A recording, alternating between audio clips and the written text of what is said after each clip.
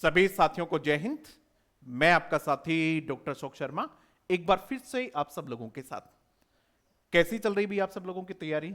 निश्चित रूप से अच्छी चल रही होगी। सब लोग बहुत कॉन्फिडेंट होंगे, अपने अपने हिसाब से अपनी तैयारी को आगे बढ़ा रहे होंगे। आज की इस क्लास में हम लोग के टेंस का टेस्ट लेंगे, टेंस के क्वेश्चंस को सॉल्व करेंगे, आप लोग के आंसर करेंगे, बहुत सोच समझकर पूरे मन से आंसर करेंगे, फिर हम उसको एक्सप्लेन करेंगे एक एक क्वेश्चन को, और उनसे संबंधित जो भी कॉन्सेप्ट हो सकते हैं उस सेंटेंस में कोई भी और कॉन्सेप्ट हुआ उसको भी देखेंगे। यानी बहुत ही इंटीग्रेटेड अप्रोच के साथ आज की क्लास होने वाली है। जो भी candidates English grade first, English grade second या फिर रीड इंग्लिश की ऑनलाइन तैयारी करना चाह रहे हैं, वे कैंडिडेट्स प्ले स्टोर से वीनस वर्ल्ड एप्लीकेशन को डाउनलोड कर लें। किसी भी प्रकार की कोई क्वेरी आपकी हो, कोई भी जानकारी आप चाहते हो, तो इस व्हाट्सएप नंबर पे मैसेज करके, ये व्हाट्सएप नंबर है, इस नंबर पर आप मैसेज करके किसी भी प्रकार की जानकारी जो आप चाहते हैं प्राप्त कर सकते हैं। अब चलते हैं हम आज के टेस्ट पे। ये आपका पहला क्वेश्चन है। पहला क्वेश्चन आप ठीक ढंग से पढ़िएगा, उसके बाद इसका आंसर कीजिएगा। मैं पढ़ रहा हूं, आप लोग मेरे साथ साथ पढ़ लीजिएगा। The topper explained how he dash dash dash hard to get success. Options आपके पास वर्कड, हैड वर्कड, वर्क्स और हैज वर्कड। ये ऑप्शंस आपके पास। आप जब तक इसका आंसर करो, मैं इसमें कुछ बातें और हैं समझने लायक, वो आपको समझा देता हूं। सबसे पहली बात यह है कि ये जो वर्ड आपको दिख रहा है, इसका सही फेनेटिक ट्रांसक्रिप्शन बताओ भाई।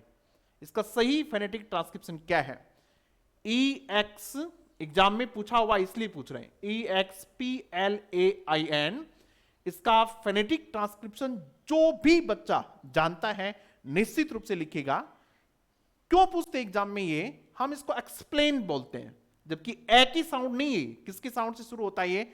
ई की साउंड से शुरू होता है। एक्सप्लेन, ये इसका फेनेटिक ट्रांसक्रिप्शन होता है। सही फेनेटिक ट्रांसक्रिप्शन इसका ये होता है। बहुत इंपॉर्टेंट क्वेश्चन है, ठीक है भाई। इसको कहते हैं सप्लीमेंट्री क्वेश्चन।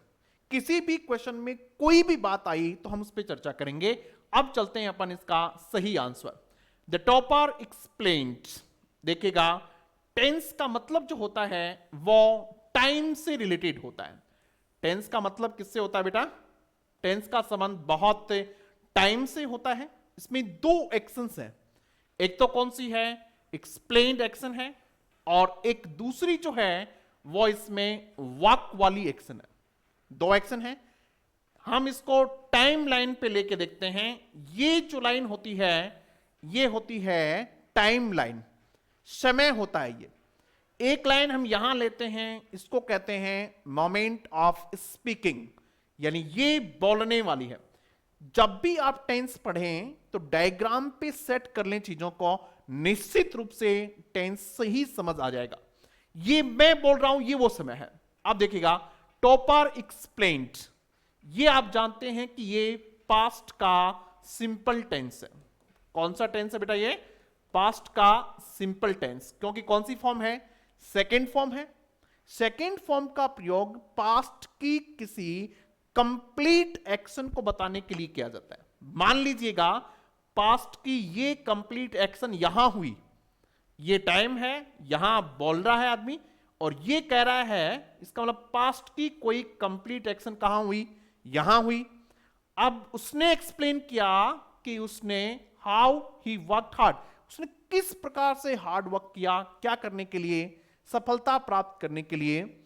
इस एक्शन को इस टाइम लाइन पे कहां एस्टेब्लिश करेंगे आप? यानी ये काम इस एक्सप्लेन करने से पहले हुआ या बाद में हुआ? बताइए भाई, पहले हुआ या बाद में हुआ? यानी उसने एक्सप्लेन यहां किया, हार्ड वर्क कब किया था? इससे भी पहले। हार्ड वर्क कहां किया था बेटा? इससे भी पहले किया था। यानी ये एक्शन जो है इस कंप्लीट एक्शन से पहले की कंप्लीट एक्शन है। कंप्लीट एक्शन से पहले की कंप्लीट एक्शन को लिखते हैं किसमें? पास्ट के परफेक्ट में लिखते हैं, पास्ट PERFECT। कौन से टेंस में लिखते हैं बेटा? पास्ट परफेक्ट टेंस में लिखते हैं। अब इनमें से वो आप देखिएगा पास्ट परफेक्ट कौन सी है, ये है आपकी पास्ट परफेक्ट। क्या देगा? The topper explained how he had worked hard to get success. Clear होगी बात भाई? यानी इससे सेंटेंस को लिखने की जो हमारी वजह है वो बेटा ये है कि पास्ट की कंप्लीट एक्शन से पहले की कंप्लीट एक्शन हमेशा किस में आती है? पास्ट परफेक्ट टेंस में आती है। आप सब लोगों ने एक सेंटेंस पढ़ा होगा, डॉक्टर के आने से पहले रोगी मर चुका था। बिल्कुल वैसी ही बात है ये। उसमें भी दो एक्शन होती हैं, एक एक्शन उससे पहले वाली एक्शन। तो पहले जो एक्शन होती है वो किस में होती है? हेड प्लस थर्ड फॉर्म में। तो ये क्लियर हो गई चीजें आपके एकदम। चलो भाई हम इसको अब आगे बढ़ते हैं। एक चीज और बताइएगा, ये जो वर्ड है सक्सेस, ये कौन सा पार्ट ऑफ स्पीच है? सक्सेस कौन सा पार्ट ऑफ स्पीच है? लिख दिया होगा अब तक सभी ने। सक्सेस जो है ये नाउन है। क्या है बेटा? ये नाउन है। आपको बताना यह है कि इसकी वर्ब क्या होती है। इसकी वर्ब क्या होती है? इसकी वर्ब होती है सक्सीड। क्या होती है बेटा इसकी वर्ब? सक्सीड होती है। नाउन वाला जो टॉपिक होता है उसमें ये बहुत पूछा जाता है। कैसे? एक देखिएगा, I want to dash dash dash. अब आपके पास दो ऑप्शन है। पहला जो ऑप्शन है वो ये है सक्सेस, SUCCESS सक्सेस। और दूसरा ऑप्शन है आपके पास सक्सीड, SUCCEED सक्सीड। बताइए भाई यहां क्या आएगा? दो ऑप्शन है आपके पास, आई वॉन्ट टू, एक ये एक ये। एक सेंटेंस और देखते हैं, आई वॉन्ट टू गेट, और ये भी है। अब बताओ क्या आएगा इसमें? आई वॉन्ट टू, ऑप्शन यही आपके पास ए बी। ऊपर वाले में क्या आएगा और नीचे वाले में क्या आएगा? बताइएगा। एक क्वेश्चन में बहुत सारी चीजें हो सकती हैं, क्योंकि अब आप लोगों को इंटीग्रेटेड अप्रोच के साथ तैयारी करनी चाहिए। आई वॉन्ट टू सक्सीड, यहां आपको वर्ब चाहिए।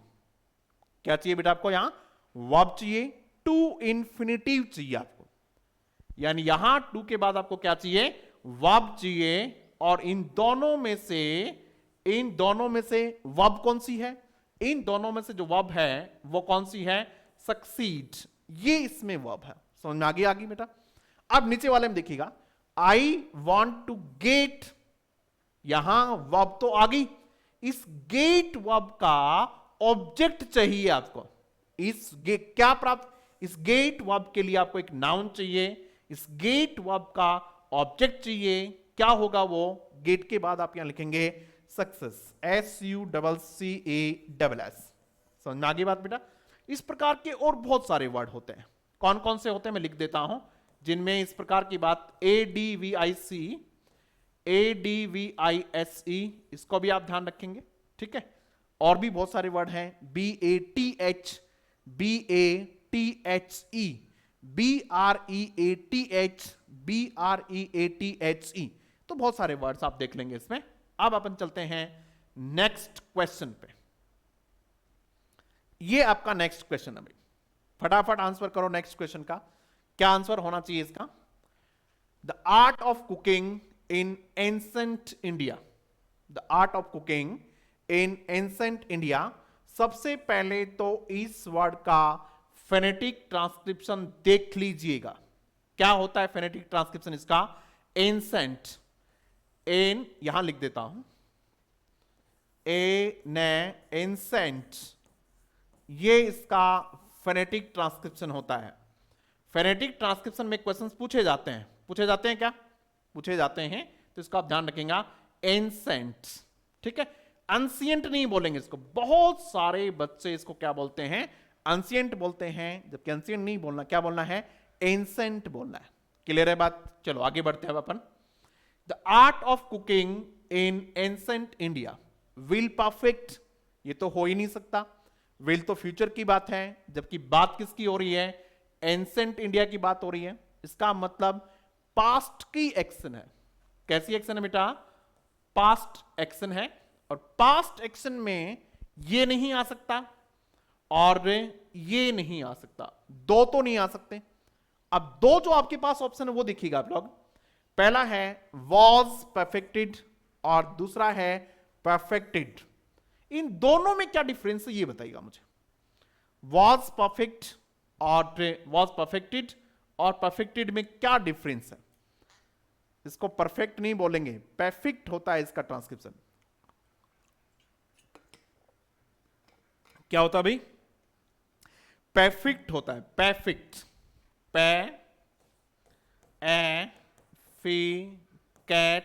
परफेक्ट, ये इसका ट्रांसक्रिप्शन होता है, perfect.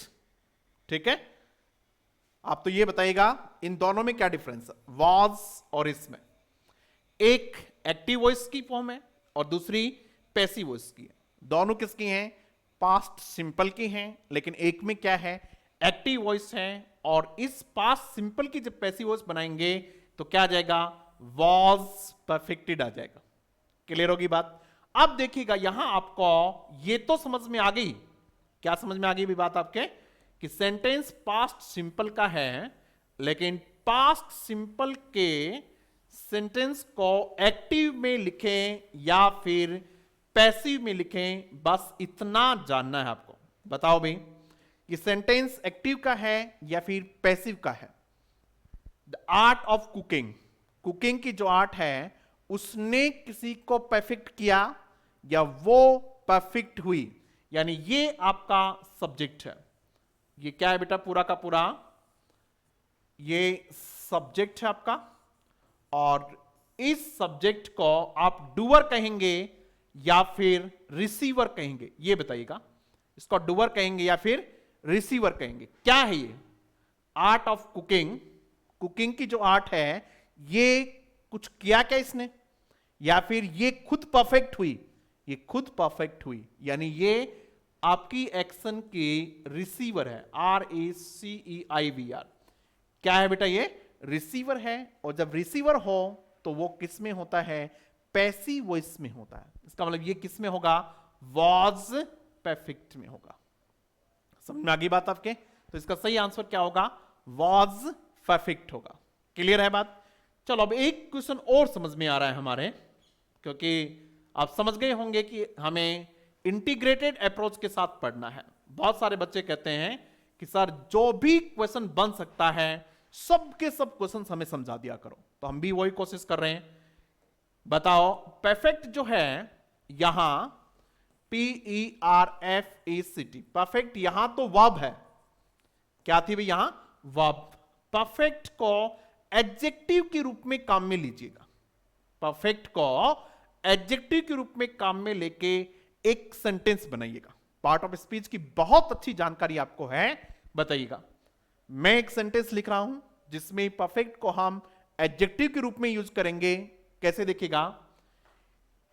That question, QUESTION, that question was dash dash dash perfect, PERFECT। That question was perfect. आप कहेंगे सर परफेक्ट का आपने यूज कर दिया, फिर ये क्यों छोड़ दिया?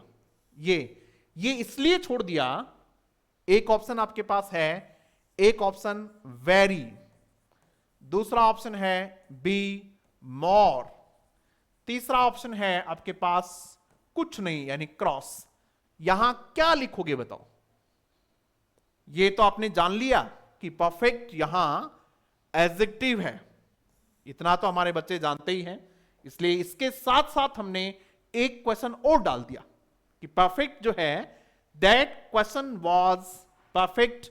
आपके पास ऑप्शन है very perfect, that question was more perfect, या फिर दैट क्वेश्चन वाज परफेक्ट। बताइए, फटाफट आंसर कर दो भाई, बस अब फटाफट आंसर कर दीजिएगा। क्या आना चाहिए यहां? पहले समझिएगा कि ये क्वेश्चन क्यों पूछा गया आपसे। किसी भी क्वेश्चन को एग्जाम में पूछे जाने की एक वजह होती है, एक कॉन्सेप्ट होता है। बिना कॉन्सेप्ट के कुछ नहीं पूछा जाता है। ये क्वेश्चन इसलिए पूछा गया कि परफेक्ट जो है वो ग्रेडेबल एडजेक्टिव है या फिर नॉन ग्रेडेबल एडजेक्टिव है।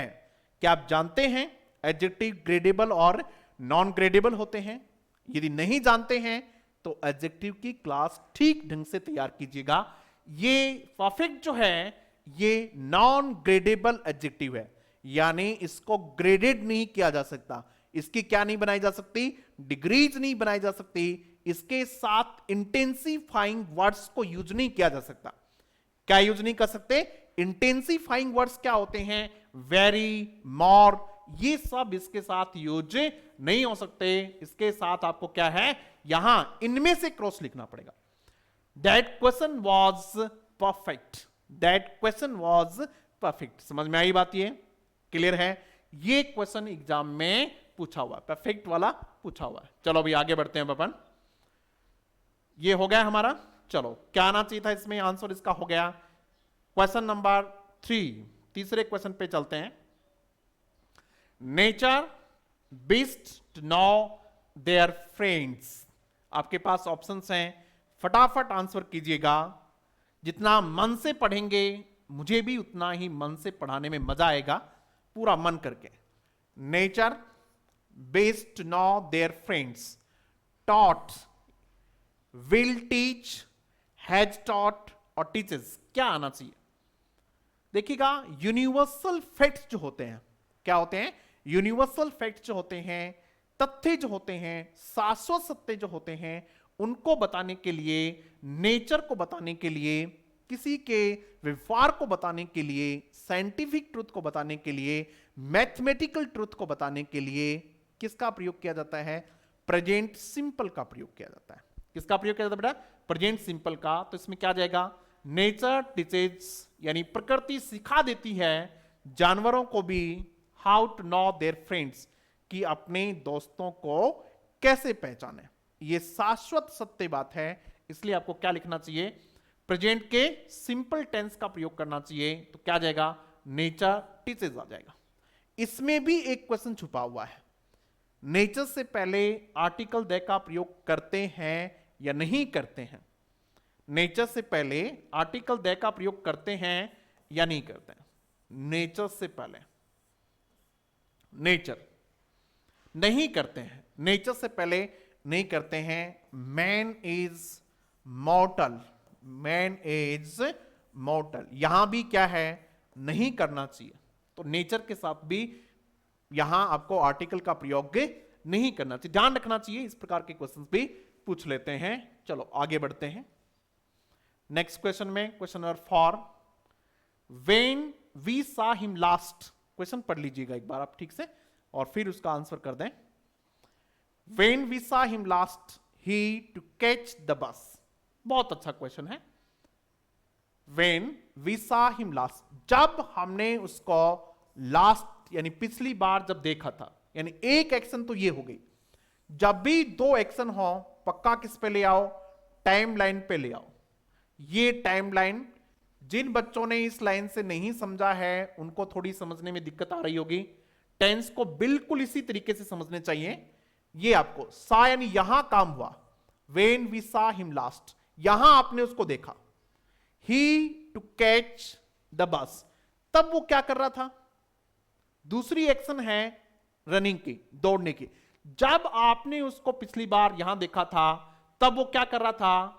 तब वो उससे पहले से दौड़ रहा था। यानी दूसरी जो एक्शन है वो कैसी है? कंटिन्यू एक्शन है।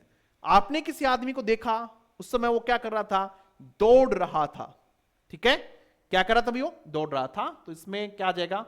When we saw him last he was running to catch the bus, वह बस पकड़ने के लिए दौड़ रहा था। ये कॉम्बिनेशन के जो सेंटेंसेस हैं, past simple, past continuous, past simple, past perfect, past simple, past perfect, दो एक्शन यदि साथ साथ होती हो, जिस प्रकार से when I entered the room, जब मैं कमरे में घुसा, ही वॉज स्लीपिंग, वो क्या कर रहा था? सो रहा था। यानी एक एक्शन कैसी? कंप्लीट, आप कमरे में घुसे। दूसरी कैसी है? कंटिन्यू है। दो एक्शन साथ साथ भी हो सकते हैं। वेन आई सा the lion I ran away, जो ही मैंने क्या किया, शेर को देखा, मैं वहां से दौड़ गया। वेन आई सा the lion I ran away. तो इस प्रकार की जो कॉम्बिनेशन है उनकी प्रैक्टिस आपको कर लेनी चाहिए। अब इसमें और सप्लीमेंट्री क्वेश्चंस क्या क्या हो सकते हैं। पहला क्वेश्चन बनता है लास्ट कौन सा पार्ट ऑफ स्पीच है, लास्ट कौन सा पार्ट ऑफ स्पीच है, बताओ भाई लास्ट कौन सा पार्ट ऑफ स्पीच है। आपके पास ऑप्शंस हैं, पहला ऑप्शन प्रेपोजिशन, पहला ऑप्शन आपके पास प्रेपोजिशन है क्या, लास्ट प्रेपोजिशन। दूसरा ऑप्शन है एडवर्ब, एडवर्ब है क्या। तीसरा ऑप्शन है नाउन और चौथा ऑप्शन है प्रोनाउन, PRONOUN। ए, बी, सी और डी, ये चार ऑप्शन आपके पास, फटाफट आंसर कर दो। When we saw him last, ये एडवर्ब है। वेन वी सा हिम, कब, पिछली बार, ठीक है।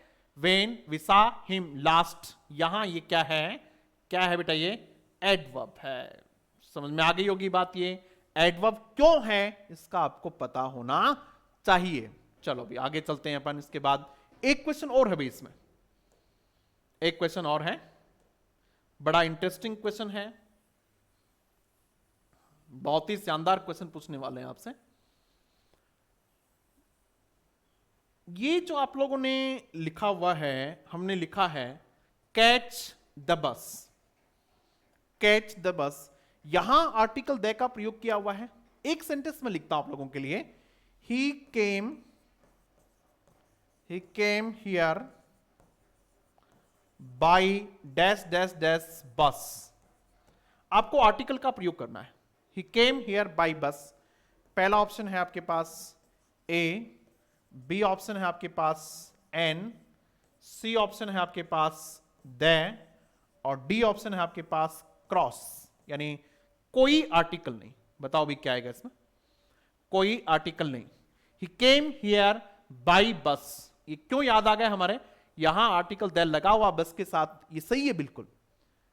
टू कैच द बस, यहां क्यों आया, यहां आएगा या नहीं आएगा, यहां बताओ। यहां नहीं आएगा। By bus, by train, by car, अगर आपको इस प्रकार से इनको मीन्स ऑफ ट्रांसपोर्ट यूज करना हो तब आप इनके साथ आर्टिकल द का प्रयोग नहीं करेंगे। Go to bed, go to bed क्या नहीं लिखेंगे, गो टू द बेड नहीं लिखेंगे। तो ये एक नई सूचना, ठीक है। चलो अभी नेक्स्ट क्वेश्चन की तरफ बढ़ते हैं आगे। नेक्स्ट क्वेश्चन है आपका, वेयर पॉलिटिक्स फेल्स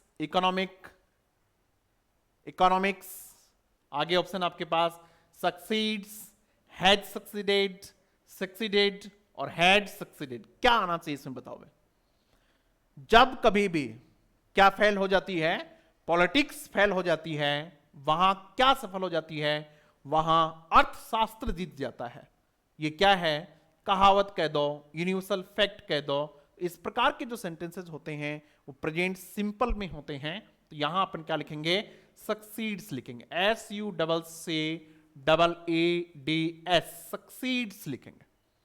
अब एक बात और है यहां जो आपको समझनी चाहिए, वो क्या है देखो, वो ये है कि पॉलिटिक्स जो है वर्ड POLITICS सिंगुलर है या प्लूरल है, ये समझने की बात है। पॉलिटिक्स वर्ड, इकोनॉमिक्स वर्ड, ये सब जो हैं ये एक वचन है या बहुवचन है, ये पता करना है। सामान्यतया ये एक वचन होते हैं, जैसा कि यहां देखो पॉलिटिक्स फेल्स लिखा हुआ है, यहां क्या लिखा हुआ है, इकोनॉमिक्स सक्सीड्स लिखा हुआ है, ये सिंगुलर है, एक वचन है ये। Politics is a dirty game, politics is a POLITICS, politics is a dirty game. Politics क्या है कि डर्टी गेम। पॉलिटिक्स इज लिखेंगे, क्या लिखा बेटा आपने, पॉलिटिक्स इज लिखा। समझ में आ गई बात है आपकी, या आप जानते हैं आपने नाउन में भी पढ़ा होगा, सब्जेक्ट वर्ब एग्रीमेंट में भी पढ़ा होगा। इसको प्लूरल कब यूज करते हैं ये समझने की बात है। यदि पॉलिटिक्स से पहले क्या लिख दिया जाए, ये लिख दिया जाए his politics, POLITICS, his politics, his mathematics, इसका मतलब होता है हिज पॉलिटिकल आइडियाज, उसके राजनीतिक विश्वास विचार, हिज पॉलिटिकल आइडियाज।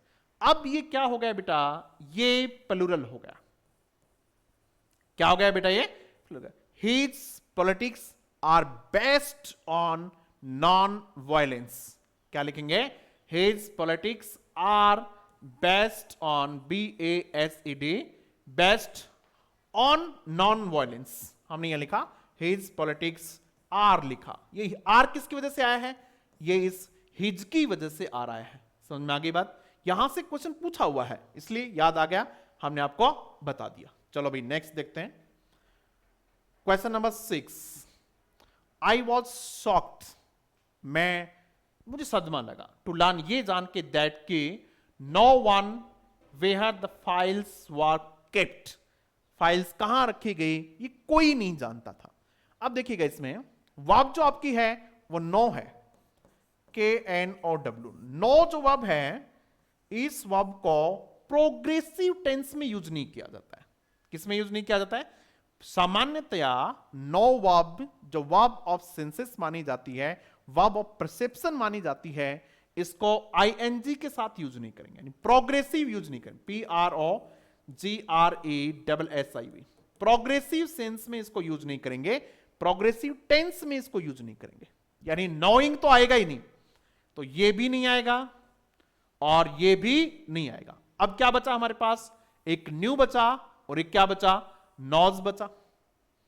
कब की बात है, आई वॉज शॉक्ड, इसका मतलब पास्ट की बात है। किसकी बात है बेटा, पास्ट की बात है, तो ये तो आएगा ही नहीं। क्या आएगा, knew. I was shocked to learn that no one knew, ये जान के मुझे सदमा लगा कि कोई नहीं जानता था कि फाइल्स कहां रखी हुई हैं। तो क्या आएगा बेटा इसमें, न्यू आएगा। देखो नो से एक सेंटेंस और पूछते हैं एग्जाम में कई बार, नो वर्ब से क्या सेंटेंस होता है वो देख ले तो एक बार। दो सेंटेंस हैं, आई dash dash dash him well. Options एक साथ ही लिख देंगे, आई dash dash dash him for a long time, for a long time. पूरे मन से पढ़ना भी, एकदम मन लगा के। ऑप्शंस आपके पास हैं, एक तो है नो, एक है हैव नॉन, दूसरा है हैव नॉन, और बहुत सारे हो सकते हैं। दो रख लेते हैं एक बार अपन, कंफ्यूज इन दोनों में से होगा। ऊपर वाले में देखिएगा आई हिम विल, इसका सही आंसर है आई नो हिम विल, मैं उसको ठीक से जानता हूं। I him for a long time, मैं उसको लंबे समय से जानता हूं, मैं उसको बचपन से जानता हूं, मैं उसको जन्म से जानता हूं, मैं उसको पिछले 15 सालों से जानता हूं। इस प्रकार की सभी एक्शंस को बताने के लिए प्रेजेंट का परफेक्ट टेंस प्रयोग किया जाता है। क्या आएगा, हैव नॉन। क्या लिखेंगे बेटा, हैव नॉन। समझ में आ गई बात। पूछे हुए सेंटेंस एग्जाम में, इसलिए ध्यान रखेंगे इनको। चलो अभी आगे चलते हैं। According to NITI Aayog estimates, NITI Aayog के एस्टिमेट के अनुसार बाय द ईयर 2024, 2024 तक, by plus time, by plus time, future का टाइम दिया हो तो वो टेंस हमेशा फ्यूचर परफेक्ट में होता है। बाई मंडे फ्यूचर परफेक्ट में होता है, आगे के टाइम दिया हो और बाई दिया हो तो क्या आएगा इसमें, future perfect. Will have become, India will have become self sufficient in petroleum products, India will have become, ये इसका सही आंसर है। क्या हो जाएगा बेटा, विल हैव बिकम। ध्यान क्या रखना है, फ्यूचर टेंस से यदि कोई सेंटेंस एग्जाम में आता है तो मान के चलिएगा फ्यूचर परफेक्ट आता है, और वो किसके साथ आता है, बाई प्लस टाइम दिया होता है। आपको क्लियर कर लोगे इसमें। चलो नेक्स्ट देखते हैं। एक बात और समझने की इसमें, ये सफिशियंट नहीं होता है इसका, सफिशिएंट ट्रांसक्रिप्शन देख लेना, पूछते हैं यहां से। नेक्स्ट देखिएगा, एवरी मॉर्निंग आई, every morning, repeated actions. Repeated action बताने के लिए हमेशा प्रेजेंट सिंपल का प्रयोग किया जाता है। किसका प्रयोग कर लें? प्रेजेंट सिंपल का। Every morning I get up, कोई दिक्कत नहीं है, हर रोजाना मैं उठता हूं, I get up, every morning I get up at 4 बजे, बट टुडे, लेकिन आज, आई गॉट अप, यहां लिखेंगे आई गॉट अप। इसमें भी दो होते हैं, यदि ये एक्शन कंटिन्यू होती, अगर ये एक्शन कंटिन्यू होती उठने वाली, तो हम इसको प्रेजेंट कंटिन्यूअस में यूज करते हैं। कैसे? जैसे यूजुअली या फिर एवरी मॉर्निंग, ध्यान दीजिएगा रे बेटा, बहुत इंपॉर्टेंट चीजें आपको बता रहे हैं। Every morning I dash dash dash the Hindu, हर सुबह मैं द हिंदू पढ़ता हूं, बट टुडे, लेकिन आज, I read the Times of India, TOI, the Times of India. Read verb बढ़नी है, क्या बढ़नी है? Read verb. देखिएगा इसमें, every morning I read the Hindu, हर सुबह मैं द हिंदू पढ़ता हूं, लेकिन आज क्या कर रहा हूं? आज पढ़ रहा हूं क्या? Times of India. तो ये एक्शन कंटिन्यू है, इसलिए इसमें क्या आएगा? टुडे आई एम रीडिंग, आज मैं पढ़ रहा हूं। ठीक है, रोजाना मैं क्या करता हूं? ये पढ़ता हूं, लेकिन आज मैंने ये पढ़ा। अगर इसको आप कंटिन्यू एक्शन नहीं है तो फिर किस में लिखेंगे? पास्ट सिंपल में लिखेंगे। यदि यहां भी आपने पास्ट सिंपल में लिखा, रोजाना मैं ये पढ़ता हूं, आज मैंने ये पढ़ा, यानी यहां दो स्थिति बनती है। यदि एक्शन कंटिन्यू है तो कंटिन्यूअस का लिखिएगा, प्रेजेंट कंटिन्यूअस का, आज पढ़ रहा हूं। और यदि एक्शन आपको लगता है कंप्लीट है तो किस में लिखेगा? पास्ट सिंपल में लिखिएगा। समझ में आ गई बात? चलो अभी आगे देखते हैं। Next question number 9, since July 2015 our customers the ATM network of BBY bank. जुलाई से ऐसा कर रहे हैं, यूज वर्ब है तो कोई दिक्कत नहीं है, क्या लिख देंगे? प्रेजेंट परफेक्ट कंटिन्यूअस लिख देंगे। सिंस जुलाई तो क्या लिख देंगे अपन? Our customers have been using, क्या लिखेंगे बेटा? Our customers have been using। समझ में आ गई होगी बात? तो ये आसान सा ही है। इसको क्यों पूछा एग्जाम में? सिंस जरूरी नहीं है कहां लिखी जाए, सेंटेंस के लास्ट में लिखी जाए। एडवर्बियल क्लोज है, शुरू में भी लिख सकते हैं, इसलिए यहां इसको लिखा हुआ है। और अब चलते हैं अपन आज के ये by the time we reach, बहुत इंपॉर्टेंट सेंटेंस है। By the time we reach, इस पे ध्यान रखना है। By the time we reach the station the train, ये आपका प्रेजेंट सिंपल है। जब तक हम वहां पहुंचते हैं ट्रेन जा चुकी होगी, तो क्या लिखेंगे? The train will have left. ध्यान दीजिएगा क्या लिखेंगे इसमें? क्यों लिखेंगे? ये नहीं आएगा, ये नहीं आएगा, मतलब फ्यूचर की बातें है ना। ठीक है, अगर यही ऐसा होता, by the time we reach the station, by the time we reach the station, अब जब तक हम पहुंचे थे ट्रेन जा चुकी थी। अब जो आएगा वो क्या आएगा आपका? हैड प्लस थर्ड फॉर्म आएगी। अगर ये यहां सेकंड फॉर्म होती तो क्या लिखते? हैड प्लस थर्ड फॉर्म होते। यहां प्रेजेंट फॉर्म में क्या लिखेंगे? Will have plus third form लिखेंगे। तो इस प्रकार से हमने 10 क्वेश्चन को आज सोल्व किया। बचे हुए इस पेपर के 10 क्वेश्चन आपको नेक्स्ट क्लास में करवाएंगे। Thank you very much.